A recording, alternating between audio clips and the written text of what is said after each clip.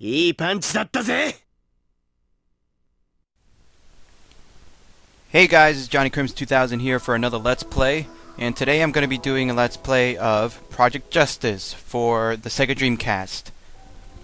And Project Justice, you guys can read this, but it's just telling the story.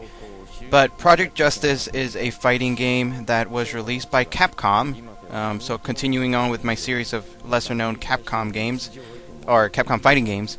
It was released for the Sega Dreamcast in 2001.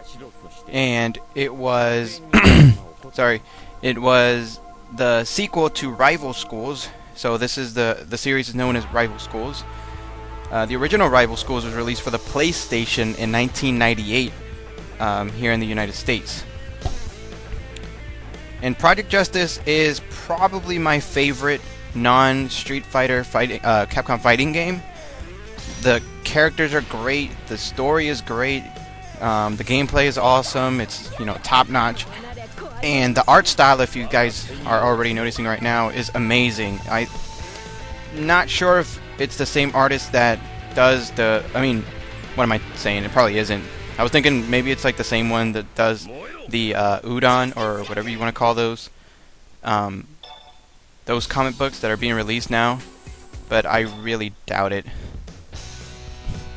So anyway, for this playthrough, for this first part, I'm going to be doing free mode. Free mode is basically arcade mode. I am going to be doing story mode, but that's going to be later on.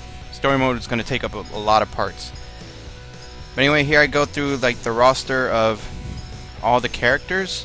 Most of them, if you notice on the side there on the left, I haven't unlocked all of them.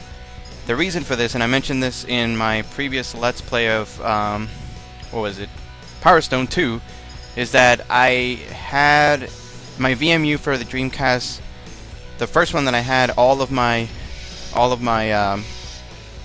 data on it. I misplaced it. I don't have it anymore. So for this game too, I haven't unlocked everything, which is perfect because you guys will see me unlocking them as we go along in story mode. But anyway, the characters that I chose are Batsu, Shoma, and Roy. Batsu is the one in the blue, Shoma is the one in the white, and Roy is the one in the red. You guys will be getting acquainted with them very much as we go through story mode. But as you guys can see right now, Project Justice, the only way that I can really describe it is that it's a mixture of... how should I say? It's a mixture of a lot of games. It's like a mixture of Street Fighter, King of Fighters from SNK, and Plasma Sword, which I do have a Let's Play on Plasma Sword if you haven't heard of that game. The basic premise of Project Justice is that you pick 3 characters, you go with these 3 characters and you fight another group of 3, so very similar to the King of Fighters series. It is in 3D, but it's, just like Plasma Sword, but again, just like Plasma Sword, it's not like full 3D. What I mean by that is that how should I explain it? It's on, like, everything is 3D. The background, however, is kind of like that Tekken 3D. If you guys know what I mean, I said the same thing in Plasma Sword. In that the background looks 3D, but it's really, like, you'll never hit the background, basically. The plane, you can go back and forth as you see me doing just there with Shoma. But everything is the same as a 2D fighting game. If you press up, you'll jump. If you press down, you'll duck. If you press either left or right, you'll go backward and forward, and you still have all your same input commands that you would for like a Street Fighter game. So down, down, forward, fireball is going to give you a fireball type move, and basically that's it. But it's a really quirky game. As you guys saw right there, it's not entirely like the King of Fighters series. What I mean by that is that you have 3 characters to choose from, but you only have to win 2 out of 3, just like any standard fighting game. And you may be thinking to yourself, well, why do you have 3 characters then? Well, what happens is, if you saw right there, you can do these kind of like team moves, and I'll be explaining those as we go along. But basically, the reason why you have 3 characters and not just 2 or even just 1 is that in between rounds, you get the option of selecting a different character if you want to. You can either choose to be the same character, even if that character lost. So let's say I'm playing with Batsu right now. He's my main character. Your main character is always going to be the one that goes first. So regardless of, if I wanted to play as Shoma or Roy, Batsu's still going to be the first one out there because he's my main. If Batsu, say, if he loses, in between round, I'm given the option of, well, do I stay with Batsu or do I want to choose either Roy or Shoma? And it lends itself to a little bit of kind of like strategy when you're facing other people because, it's kind of like, whoa, they got 3 people to choose from. So now I'm choosing Roy because, I just want to show you guys that. And a little bit of trivia. He is, I like to think of Roy as not Terry Bogard. If you guys know who that is, he's from Fatal Fury / King of Fighters from SNK. He looks exactly like Terry. He has blue jeans, he has white undershirt, and he has like a red kind of like vest / jacket thing. Or I mean, it is a vest, but you know what I mean. And he has blonde hair and blue eyes. And a lot of his moves look like the Burning Knuckle and the Power Wave. And a little bit of trivia here. His name is Roy Bromwell. If you look at the last letter of the first name and the first letter of the last name, it's the same thing as Terry Bogard. So Terry, the last letter is Y. Roy, the last letter is Y. Bogard, first letter is B. Bromwell, first letter is B. So I know, like, useless trivia by Johnny Crimson 2000. When will you ever use it? I don't know, but that's a little bit of trivia for you if you didn't know that. I don't know if it was completely intentional, but, I mean, at this point it was like, well, it had to be intentional. I mean, come on, like, the similarities are kind of, are just there. But anyway, here we go. As you guys can see, before we go along, I'm just going to use this arcade video just to talk about all the basics so I don't have to go through that in story mode. In story mode, I'm going to be talking more about the characters, about the storyline and stuff like that, but this one's kind of like an overview of everything. So as you guys can tell, Rival Schools, the whole gimmick of it is, besides like the gameplay gimmick itself, is that you're fighting, all the characters are based on high school themes. So, right now I'm fighting a teacher, which, looking at it, it's kind of like a Japanese stereotype if you think about it.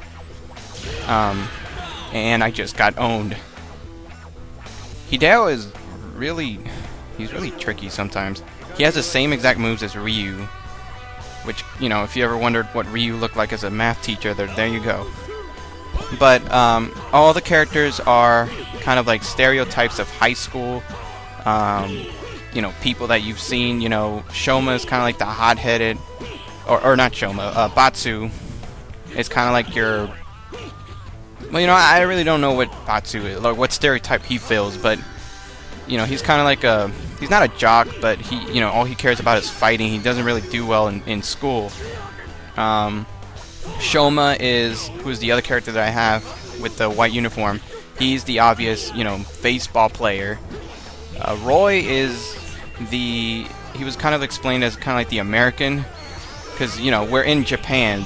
These are all Japan characters in Japan high schools. So Roy is kind of like that foreign, exotic American character. And yes, I did just lose, and I just left it in because I had some pretty cool. I don't know why I just left it in. Just leave me alone. Hideo is, obviously the teacher, and you do fight teachers, which I have no idea what school has teachers fighting students. I mean, I know there are, but whatever. And all of them are just great. As I've said before, I hate Capcom for not using them almost at all. Like, besides their own series, they don't use them all that much. I mean, yes, I know Kyosuke was in Capcom vs. SNK 2. I know Batsu was in the recent Tatsunoko vs. Capcom. But, I mean, they're not in Marvel vs. Capcom. They're not in, they don't show up anywhere else. It's like, Come on, Capcom. There's such great characters, so much personality. I would argue that these guys have a lot more personality than any other characters in Street Fighter, with the exception of maybe Ken. But that's beside the point. Anyway, Kyoko is kind of like the hot nurse. It's the only way I can explain it. And I guess I can talk about it now. Project Justice is, you have two different kinds of team-up moves. The first one is, oh god, let me resort to my notes here, as I always do, because I don't want to give you guys false information. There are two types of team-up moves. The first one is called like a team-up, like a team-up move, I guess. I don't know how to explain it. Basically what happens is that, if you guys saw it in the last match, but basically this kind of like this yellow aura pops up near your character, and if your opponent hits that, if they don't block it or anything, or if they don't get out of the way, you'll bring in one of your characters. Now the character that you bring in is dependent on which two buttons you press. I think like partner A comes out if you hit the light punch and light kick buttons, and partner B comes out if you press the heavy punch and heavy kick buttons. So you can, you know, a little bit of strategy there. But anyway, you'll bring out that character and you guys will do a specific move. I did it in, I think it was like the first match, where Shoma and Batsu did like this double fireball technique. So that's one. The second one, before we move on, that technique takes up, I think it's like one power gauge, power gauge, however you want to say that. Yeah, it takes up one level, so you can use a total of 5. You can store up to a total of 5, and a team-up move takes up 1. Now the second one is a party-up technique, which you bring in both characters, so it'll be 3 characters beating up on your opponent, and that one is a lot more powerful. So this is the team-up technique, as you guys saw, and I'll explain what just happened there in a minute. But the party-up technique, you bring in all 3 of your characters, and you do like this super move. Now these super moves are ridiculous. There's one where you just pummel the crap out of your out of your enemy, and another one which is even more ridiculous. All 3 characters kind of do this thing where they grab the next person's legs and they turn into this giant wheel and just, like, you know, hit the opponent for like a big combo, and it's just ridiculous, but it's awesome. Now, as far as and the party up technique takes up, I think, all of your bar, so it takes up 5. So you really have to use it, you know, sparingly. Now, if you do get the if you are hit by the team up technique, you can break it up. So right there, what I'm doing right now with Roy, you can break it up, but what happens is you can't break it up automatically. What happens is one of your teammates comes in, like the 2 teammates that are not involved in the team up attack come in and they face each other, and the first person to hit, you know, gets the win for their opponent. Either that, or if the time expires. So let's say if what just happened there, Roy came out and he hit Zaki, so that broke it up for me. If Zaki had hit me, or if the timer ran out, the team up attack would have hurt me instead. So, whew, that's a lot of explanation. Anyway, guys, that's the end of part 1. Look out for part 2.